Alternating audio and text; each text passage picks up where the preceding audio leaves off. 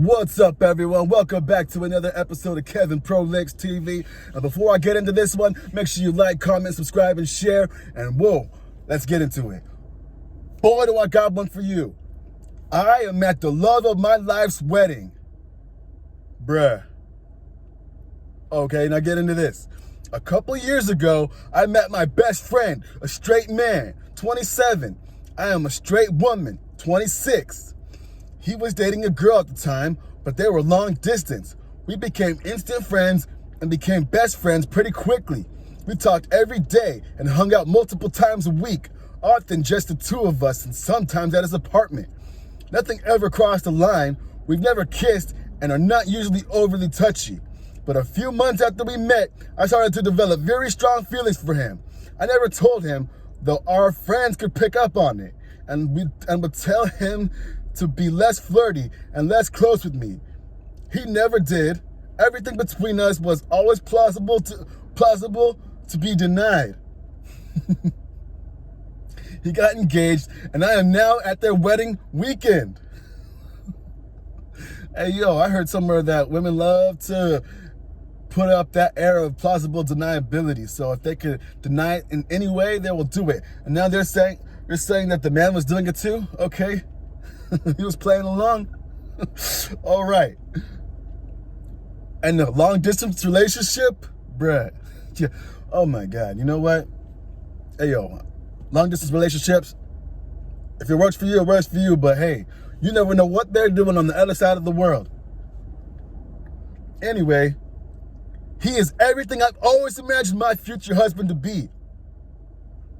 I'm attracted to him, and he is my favorite person to spend time with. And all the political stuff too. Well, except the wife, of course. Okay, hold up. I read that wrong. I'm attracted to him, and he is my favorite person to spend time with. And all the practical stuff too. Well, except the wife, of course.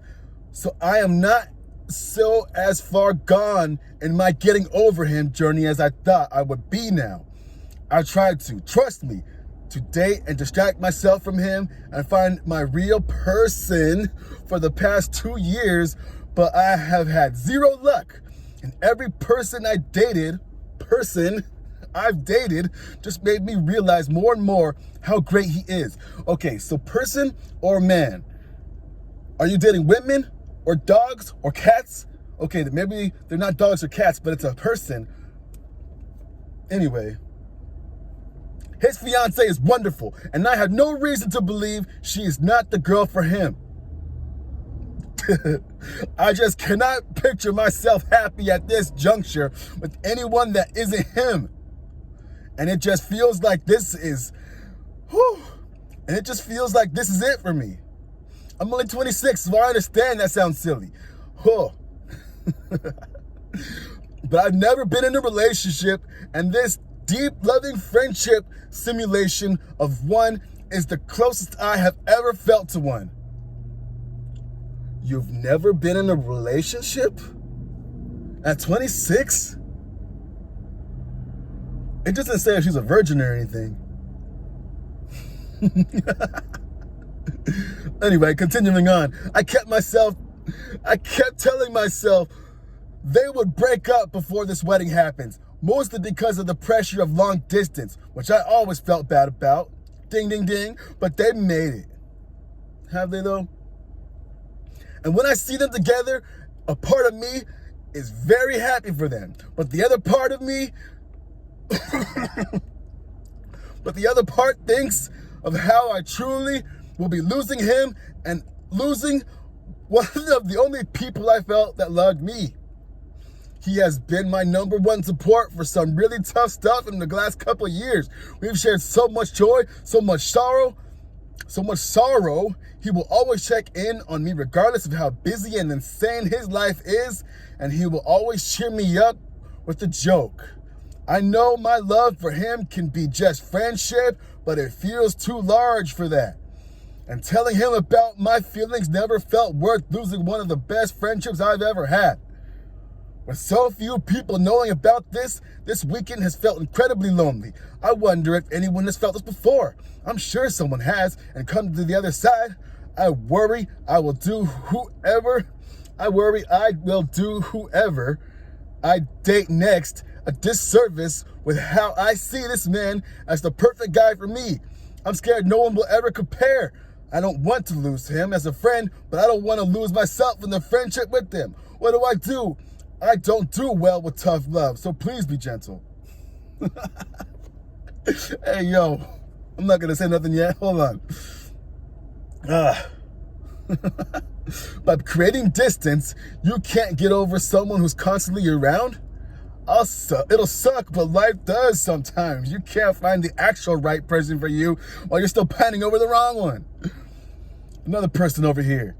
That sounds very difficult. Be easy with yourself this weekend and stay mostly sober. You don't want to get too loose enough to cause a scene. You already are thinking how unfair the situation is for who you date next.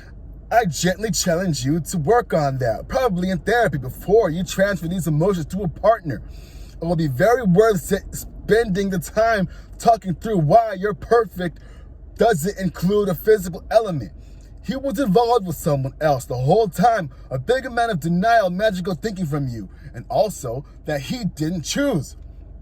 Your one will choose you. From the beginning, they will be choosing you and only you. So figure out why your heart led you to a place where you weren't being chosen, and facing the full reality of that and the heartbreak there, that will change you, and you will be able to leave this prison and not go back. Okay, that's a good response. Let me read another one. Hold up. A friend of mine has a theory that people develop crushes on folks that are partnered who otherwise don't want them because they want the romance without the work. You're unable to convince yourself that this guy is everything you ever wanted because you've never had to listen to him fart in bed, pick up his dirty socks, deal with his mother, chew with his mouth open, get distressed when someone cuts him off in traffic, and the good and the bad that makes up in life. You can make this guy the perfect man in your head because that's the only place it will ever go. Whenever you feel for him, he doesn't reciprocate. And that's actually a good thing.